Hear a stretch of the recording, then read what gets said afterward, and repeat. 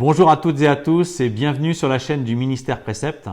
Et je suis en compagnie de mon frère le pasteur Picard pour une petite exhortation où nous allons parler justement sur la joie du Seigneur. Le texte que j'avais à cœur de vous partager dans l'évangile de Jean, chapitre 14, verset 27. Jésus donc enseigne ses disciples et il va leur dire « Je vous laisse la paix et je vous donne ma paix. » Alléluia.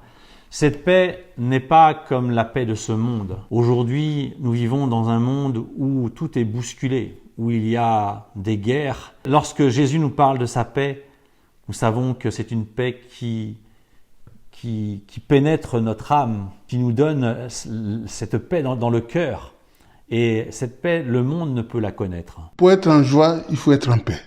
Donc, Amen. Tout concorde.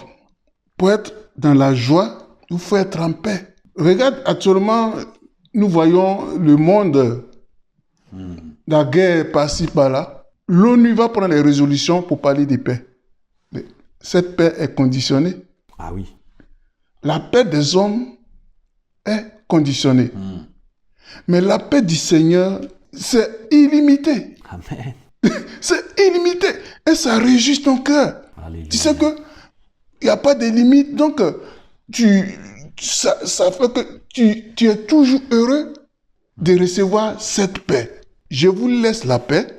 Je vous donne ma paix. Amen. Je ne vous donne pas comme le monde donne. Vous voyez, Oui. c'est très important. Oui. C'est très important. La paix du Seigneur ou la joie pendant des moments troubles où les gens sont en train de s'alarmer, tu vois que ton cœur est dans la joie. Amen. Ton cœur est tranquille. Et il a dit quoi? Que votre cœur, merci Seigneur, que votre cœur ne se trouble point. Que votre cœur, Jésus a touché les cœurs. Que votre cœur ne se trouble point et ne s'alarme point. Amen. Tu peux être dans une paix éphémère et puis tu es toujours anxieux. Mais quand Jésus te donne sa paix, c'est la joie totale. Amen. Amen. Et puis moi, ce qui réjouit mon cœur, c'est que nous avons cette espérance. C'est que le jour où nous quitterons cette terre, nous serons auprès du Maître. Alléluia. Et c'est ça qui met cette joie dans notre cœur. Parce que c'est une bonne nouvelle. Et puis, ce qu'il faut savoir, c'est que nous serons là-haut pour l'éternité. Et gloire à Dieu. Alléluia. Donc, aujourd'hui, tout enfant de Dieu ici-bas doit être dans la paix, mais aussi dans la joie. Parce que nous avons reçu de Dieu ce cadeau de la vie éternelle en Jésus-Christ. Alléluia. Et c'est ce qui doit réjouir notre cœur. Vous savez, beaucoup de personnes cherchent à vivre beaucoup plus longtemps ou à avoir la vie éternelle. Mais certains n'ont pas la paix. Certains sont anxieux, ils se soucient de l'avenir.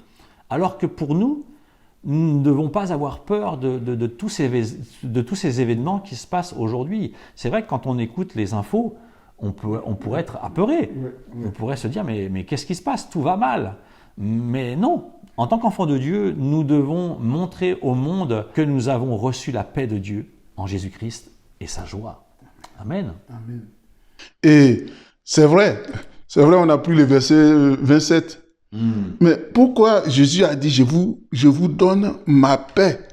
Parce que le Saint-Esprit est descendu en toi. Amen. Nous l'avons à travers le Saint-Esprit. Le Saint-Esprit est descendu à toi. Et le Saint-Esprit, l'esprit de paix, l'esprit de joie. Cet esprit vit en toi. Pourquoi ne pas être heureux? Pourquoi ne pas être en paix? Amen. Bien-aimés, que le Saint-Esprit nous donne cette paix. Nous aide. Que ce Saint-Esprit nous donne cette joie Alléluia. pour vivre en communion avec Jésus-Christ. Amen. Et c'est vrai, quand on examine ce texte, quand nous sommes dans l'observation, et Jésus le dit, je vous donne. Il nous donne. Il ne nous la vend pas. Non, il nous donne sa paix. Et donc, c'est celle qui vient du ciel. Amen. Cette paix qui est donc une paix inestimable, une paix qui qui dure dans le temps.